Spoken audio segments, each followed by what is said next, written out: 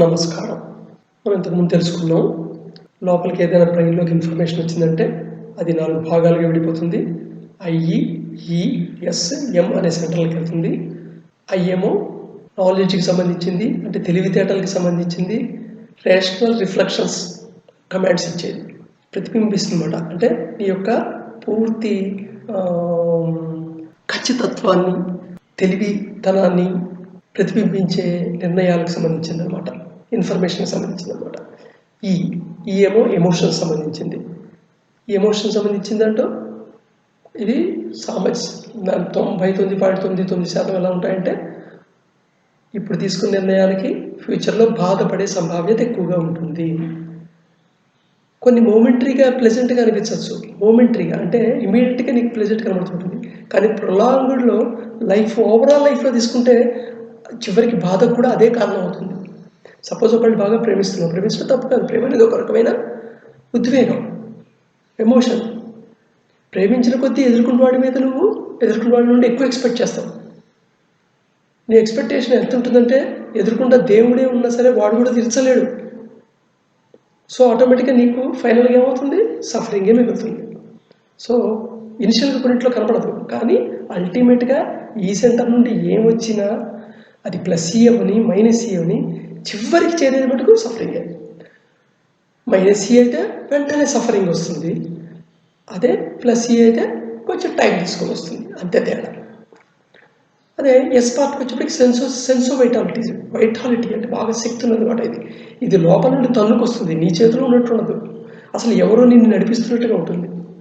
వీటన్నిటిని మానిటరింగ్ చేసేది, మేనేజ్ చేసేది మొబైల్ సెంటర్ వీటి విలువలు క్యాలిక్యులేట్ చేసి ఫైనల్ ఒక నిర్ణయాలు తీసుకుంటుంది అని చెప్పుకున్నాం.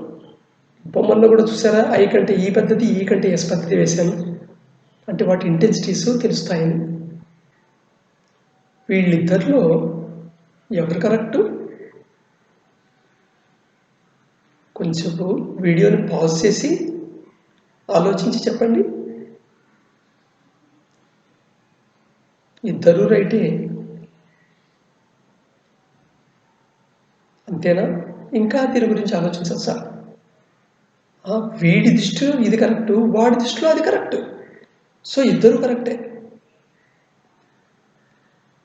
అంతేనా? ఇంకా ఆలోచించాలి సార్.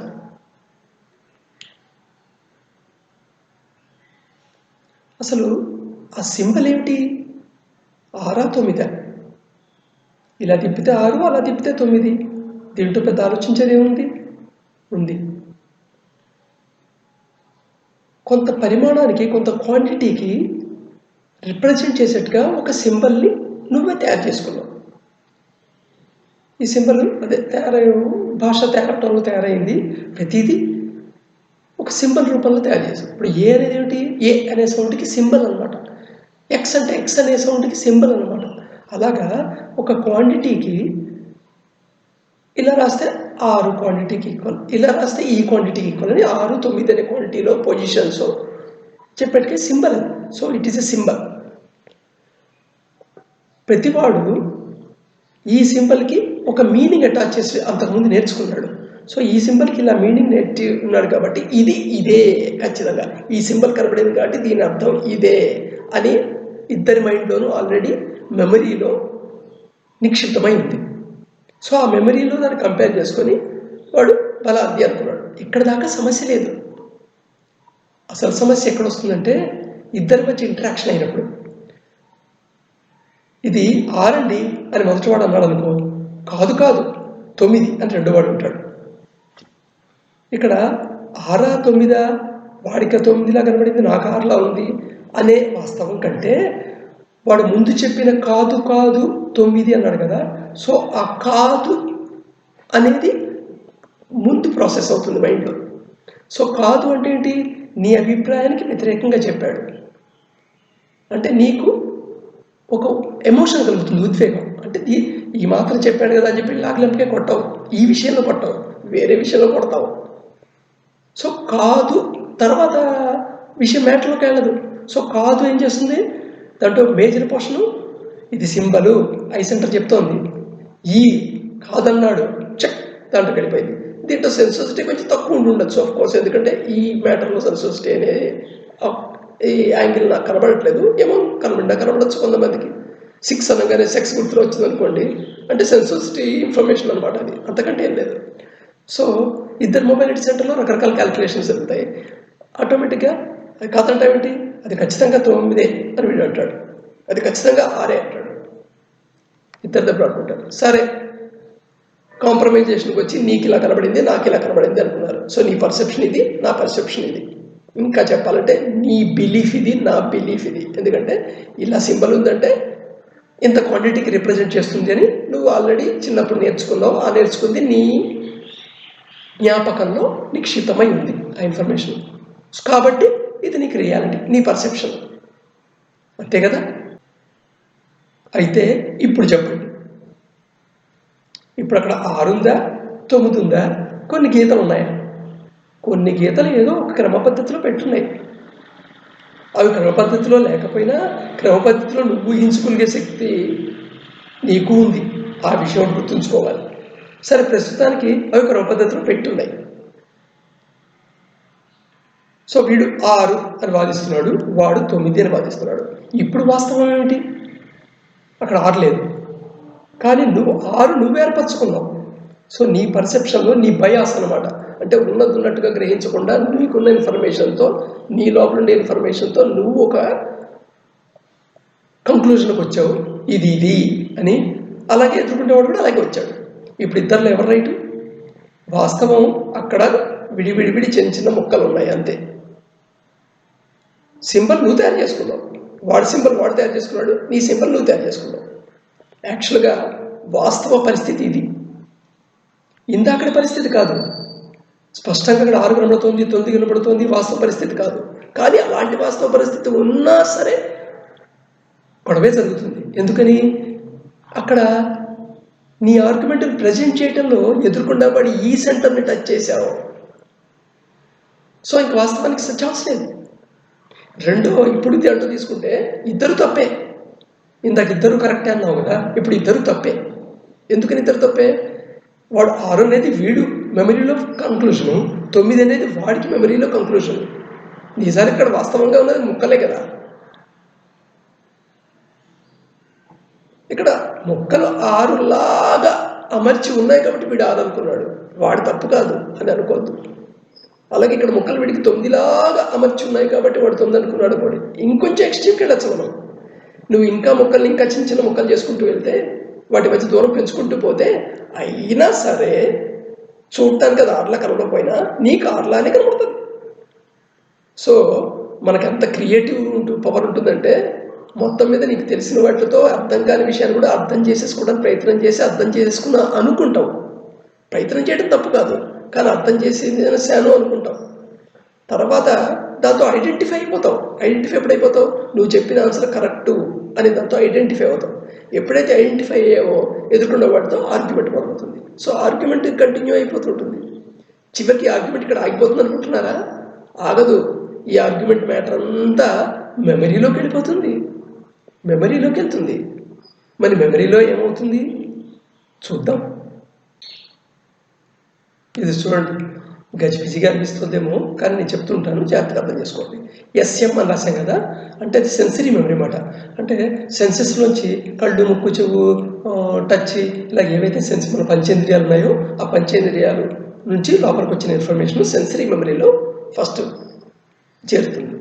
ఈ సెన్సరీ మెమరీ నుండి 6 సెకండ్ లోపల అది ఎస్టీఎంకి వెళ్ళాలి. అంటే షార్ట్ టర్మ్ మెమరీ, అంటే స్వల్పకాలికంగా గుర్తుంచుకునే ఏరియా అన్నమాట. అక్కడికి వెళ్ళిపోవాలి. అలా వెళ్ళలేదనుకో ఆటోమేటిక్గా అది రీసైక్లింగ్ బిన్ ఏరియాకి వెళ్ళిపోతుంది. మన కంప్యూటర్లో అక్కర్లేని ఫైల్ పంపిస్తుంటామే, రీసైక్లింగ్ బిన్ అలాగా. ఈ షార్ట్ టర్మ్ మెమరీలో వెళ్ళింది ఏమవుతుంది? 30 సెకండ్లలో ఎల్టీఎంకి వెళ్ళాలి. అంటే లాంగ్ టర్మ్ మెమరీ, ఎక్కువ కాలం గుర్తుంచుకునే మెమరీ అన్నమాట. ఎక్కువ కాలం మెమరీ, దాంట్లో ఉన్న విషయాలన్నీ ఎక్కువ కాలం గుర్తుంటాయి, దాంట్లోకి వెళ్ళాలి. అలా వెళ్ళలేదనుకో అది మళ్ళా రీసైక్లింగ్ బిన్లోకి వెళ్ళిపోతుంది. అదే సపోజు రిహార్సల్స్ చేసామనుకో మళ్ళా అంటే మళ్ళీ ఆ విషయాన్ని మళ్ళీ 2-3 సార్లు చూడటం, 2 సార్లు వినటం, లేదా కొంత ఎక్కువ టైం ఒక విషయాన్ని ఎక్కువసేపు చూస్తున్నాం అంటే అర్థం ఏంటి? ఎక్కువ సార్లు పల్సెస్ లోపలికి వెళ్తున్నట్టు. సో రిహార్సల్ అంటాం. రిహార్సల్ అంటే కేవలం పునశ్చరణ చేయటం అనే కాదు. ఇక్కడ అర్థం ఏంటంటే డ్యూరేషన్ ఎక్కువసేపు దాన్ని చూస్తూ ఉంటే ప్రతి సెకండ్లో ప్రతి పల్స్కి అది లోపలికి ఆ ఇన్ఫర్మేషన్ వెళ్తుంది. ఫస్ట్ రెండోసారి పుస్తకం చూసావు, మళ్ళీ మూడోసారి పుస్తకం చూసావు, నాలుగోసారి వస్తువులు చూసావు, లైక్ దట్ అలా అనమాట. సో రిహార్సల్ జరిగిందంటే లాంగ్ టర్మ్ మెమరీలోకి వెళ్ళిపోతుంది. ఒకసారి ఎస్టీఎం దగ్గర ఏమవుతుందో మళ్ళీ రీసైక్లింగ్ బిన్ దగ్గర ఏమవుతుందో ఒకసారి చూద్దాం. రీసైక్లింగ్ బిన్లో వచ్చింది ఏదైతే టెంపరీగా వచ్చిందో ఇది ఫర్గాటింగ్లోకి వెళ్ళిపోతుంది, అంటే మర్చిపోవటం అనే డైరెక్షన్లోకి వెళ్తుంది. కానీ మర్చిపోయే ముందు ఒక చిన్న సిగ్నల్ ఇస్తుంది మళ్ళీ నీ మెదడుకి. ఏమిటా సిగ్నల్ అంటే ఎస్ఎంకి సిగ్నల్ మళ్ళీ ఒక్కసారి గుర్తుంచుకోవాలి. ఇది మనకి అనుభవపూర్వకంగా తెలుస్తూనే ఉంటుంది. ఏదో ఒక కొత్త పదాన్ని చూస్తాం, చూసిన తర్వాత ఆ టైంలో దాన్ని వాడుతుంది చూసుకుంటూ అయిపోతుంది. ఒక అరగంట గంట అయ్యేప్పటికీ ఆ పదం ఏమిటి, ఈ అర్థం ఏదో చూశాను డిక్షనరీలో, దీని అర్థం ఏంటది అని డౌట్ వస్తుంది. లేదా 2 రోజులు అయిన తర్వాత 3 రోజులు అయిన తర్వాత నిన్న చూశాను ఈ పదం, ఆల్రెడీ అర్థం తెలుసుకున్నాను కానీ అర్థం గుర్తు రావట్లేదే అనిపిస్తుంది. సో అది ఏంటంటే సిగ్నల్ ఇస్తుందన్నమాట. ఒరే ఇదేదో రీసైక్లింగ్ బిన్లో ఉంది, పూర్తిగా బయటికి పంపించేనా, నువ్వేమన్నా దీన్ని ప్రాసెస్ చేసి మళ్ళీ గుర్తుంచుకుంటావా అని. తర్వాత చూద్దాంలే, దీని సంగతి తర్వాత చూద్దాంలే అనుకున్నావంటే అది ఫర్గాటింగ్లోకి వెళ్ళిపోయినట్టే. లేదు ఆ టైంలో నువ్వు మళ్ళీ స్టిమ్యులీని ఇస్తే ఇంకా లాంగ్ టర్మ్లోకి వెళ్ళిపోతుంది. చాలా ఫాస్ట్గా అది ఎస్టీఎంకి వెళ్ళి ఎస్టీఎం నుండి ఎల్టీఎంకి వెళ్ళిపోతుంది. నెక్స్ట్ సార్ ఇప్పుడు ఎల్టీఎం లాంగ్ టర్మ్ మెమరీలో ఉన్నది ఏమవుతుంటుంది, లాంగ్ టర్మ్ మెమరీలో ఉన్నది రికాలింగ్ ఏరియా, రికగ్నైజింగ్ ఏరియాలు ఉంటాయి.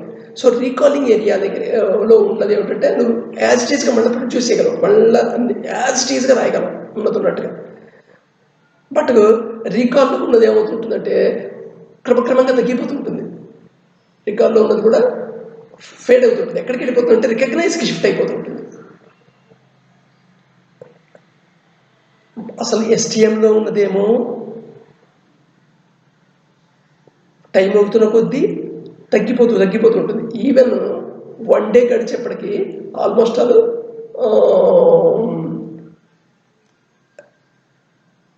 40% దాకా పోతుంది, 60% పోతుంది, 40 రిటైన్ అవుతుంది. 40 ఎస్టీఎంలో ఉన్న మెమరీలో ఉన్నది. అదే సపోజ్ రీకాల్ పొజిషన్లో సఫిషియెంట్గా రిహార్సల్స్ చాలాసార్లు దాన్ని పునశ్చరణ చేసుకోవడం జరిగింది అనుకో, అప్పుడు ఏమవుతుంది రీకాల్లో ఉంటుంది. బట్ రీకాల్లో ఉన్న దానికి కూడా ఎక్కువ ఏం లేదు, మళ్ళీ ఇది 30 డేస్లో ఎప్పటికీ మినిమంకి వెళ్ళిపోతుంది. 30 డేస్ ఎప్పటికీ ఆల్మోస్ట్ ఆల్ మినిమంకి వెళ్ళిపోతుంది. ఈ మినిమం ఏంటి ఎక్కడ దాకా వెళ్ళిపోతుందంటే 31 డేస్ ఎప్పటికీ 28%, 30% కంటే ఎక్కువ గుర్తుంటుంది ఆ విషయంలో. అది ఏమవుతుందంటే రికగ్నైజ్ దాంట్లో వెళ్ళిపోతుంది, రికగ్నైజ్కి షిఫ్ట్ అవుతుంటుంది. అంటే రికాల్ నుండి రికగ్నైజ్ అంటే గుర్తుపట్టగలుగుతావు కానీ చెప్పలేవు అదేమో. ఈ రికగ్నైజింగ్ మెమరీ చాలా ఉంటుంది మనకి రికాలింగ్ అంటే.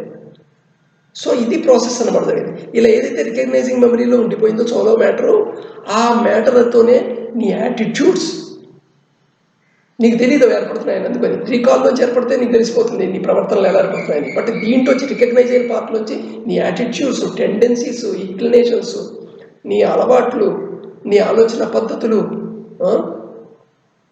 నువ్వు ఎలాగ ఎనలైజ్ చేసుకుంటావు, ఏంటి ఎలా అర్థం చేసుకుంటావు, ఇవన్నీ దీని నుంచి ఆధారంగా ఏర్పడుతుంటాయి. సో అర్థమైంది కదా ఇప్పుడు ఎందుకని క్లాషెస్ వస్తాయో. సో చాలా సింపుల్, ఇందాక చూపించింది నేను 6-9 ఇది ఎఫ్ఐఆర్. బట్ ఇలా ప్రతి ఇష్యూని చాలా డీప్గా లోతుగా ఆలోచించండి. ముందు లోతుగా ఆలోచిస్తుంటే ప్రతిదానికి మూల కారణం, ఇది మూల కారణం, ఇది మూల కారణం, ఇప్పుడు అల్టిమేట్గా మూల కారణం ఏమిటనే తెలుస్తుంటుంది అనమాట. ఇప్పుడు అసలైన సమస్యలోకి వద్దాం.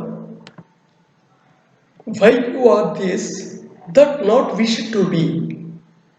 ఇప్పుడు నువ్వు ఉన్న నీ యొక్క మానసిక స్థితి ఏదైతే ఉందో, మెంటల్ స్థితి, ఆ మెంటల్ స్థితిని రిఫ్లెక్ట్ చేసేట్టుగా నీ లైఫ్ మీద నీకున్న సాటిస్ఫాక్షన్, నీ జీవితంలో నీకున్న కంటెంట్మెంట్, నీకున్న సంతృప్తి, నీ జీవితం మీద నీకున్న సంతృప్తి ఎలా, ఎందుకని, ఏమవుతావు అనుకున్నావు, ఏమవుతావు అనుకున్నావు, ఏమయ్యావు. నువ్వు ఓవరాల్ పిక్చర్ టోటల్గా చివరి కంక్లూజన్ ఎంత సక్సెస్ అనుకొని బయట ప్రపంచం అనుకుంటున్నా నీ గురించి, నీ లోపల నువ్వు ఆలోచిస్తే మటుకు నువ్వు అనుకున్నది అది కాదు అనేది వాస్తవం. నువ్వు ఏది అనుకున్నావు అది కాదు. ఎందుకంటే నువ్వు అనుకున్నది ఏంటంటే అసలు ఏమిటనేది నీకే ఒక అవగాహన లేని పరిస్థితిలో ఉంది. ఒక టర్బులెన్స్లో మైండ్ ఉంది కదా, మైండ్ అంతా అంటే గజిబిజిగా ఫామ్ అయిన మెమరీలో ఉన్న, జ్ఞాపక శక్తిలో, జ్ఞాపకంలో ఉన్న అసలు అస్పష్టమైన, నిజంగా వాస్తవానికి సుదూరంగా ఉన్న ఎన్నో విషయాలు లోపల జ్ఞాపకంలో పెట్టుకొని అవే వాస్తవాలు అనుకొని వాటితో కొత్త వాస్తవాలను సృష్టించుకుంటూ వాటితో నీ ప్రవర్తన సరళిని, నీ జీవితాన్ని ఒక పందాలో పెట్టుకుంటూ వస్తున్నావు. సో వాస్తవంగా నువ్వు ఏమవుదాం అనుకున్నావు, అది అయ్యే అవకాశం తగ్గిపోతుంది కదా. ఒకసారి క్వశ్చన్ వేసుకోండి, నేను మెయిన్గా ఓవరాల్గా నేను జీవితంలో ఏమవుదాం అనుకున్నాను, ఫైనల్గా ఏమయ్యాను, దీనికి కారణాలు ఏమిటి, కారణాలకి మూల కారణాలు ఏమిటి, ఆ మూల కారణానికి మూల కారణం. నీవు కారణాలు సపోజ్ 100 కారణాలు కనబడ్డాయి అనుకుందాం ప్రస్తుతం ఉన్న స్థితికి. ఆ కారణానికి మూల కారణాలు తీసుకుంటే అవి 70 ఉంటాయి. ఆ కారణానికి మూల కారణాలు తీసుకుంటే 15 ఉంటాయి. ఆ 15కి మూల కారణాలు ఏమిటి అని చూసుకుంటే ఇంకా తక్కువ ఉంటాయి, 5, 6 ఉంటాయి. ఇలా వెనక్కి పోతే ఒకే ఒక కారణం దగ్గర ఆగిపోతుంది. దీని కార్డినల్ ప్రాబ్లం, ప్రముఖమైన కారణం అన్నమాట. ఇది ప్రపంచంలో ఉన్న జనాభా అందరికీ ఉన్న కారణం. దానివల్ల వాళ్ళు అది అవ్వలేకపోయారు. వాళ్ళు ఏది కావాలనుకున్నారో అది అవ్వలేకపోయారు. ఈవెన్ మోస్ట్ సక్సెస్ఫుల్ అని మనం అనుకుంటున్న ఒక మనిషిని భౌతికంగా చూసి, కానీ వాడి అంతర్గత మనస్తత్వం విషయంలో మటుకు వాడు అనుకున్నది వాడు అవ్వలేదనేది వాస్తవం. లేకపోతే మనం ఎవరైతే సక్సెస్ఫుల్ అనుకుంటుంటామో, అబ్బా సూపర్ జీవితం రావాలనుకుంటామో, ఎందుకని చాలా మంది శాతం వాళ్ళ ఓల్డేజ్లో లైఫ్ మిజరబుల్గాను, అతి భయంకరంగాను, లేకపోతే అర్థాంతరంగా ఆత్మహత్య చేసుకునే దిశలోను, ఒక నిస్సహాయతగాను ఎందుకుంటోంది? అదే కాదు, అసలు వాస్తవంగా బోర్ అనేది ఎందుకు కలుగుతుంది మనిషి? ఈ బోర్ అనేది ఇంపార్టెంట్. బోర్ ఎలిమెంట్ ఎక్కడ నుండి వచ్చిందయ్యా అంటే, బోర్ అనే మాట ఎక్కడ వచ్చిందయ్యా అంటే, నువ్వు అనుకున్నది నువ్వు అవ్వలేకపోతున్నావు, ఆ బాధని తగ్గించుకోవటానికి ఇంకో విషయాల్లో ఎంగేజ్ అవుతున్నావు. ఏదేదో విషయాల్లో ఎంగేజ్ అవుతున్నావు అంతే. నువ్వు నీ జీవితాన్ని అన్నింటిలో ఎంగేజ్ చేస్తున్నావు. నిజంగా నువ్వు చేసే ప్రతి పని నీ లైఫ్కి, నీ లైఫ్ అభివృద్ధి పడేది కాదు, నీకు ఉపయోగపడేది కాదు. కానీ కిక్కులు ఇస్తుంది. కిక్కులు టెంపరీగా ఆనందాన్ని ఇచ్చి ఉండొచ్చు. సో ఏదైతే కార్డినల్ ప్రాబ్లం ఉందో, బేసిక్ ప్రాబ్లం అన్ననే, ఆ ప్రాబ్లం ఏమిటి, ఆ ప్రాబ్లంని ఎలా హ్యాండిల్ చేయాలి అనేది రేపు చూద్దాం. Thank you.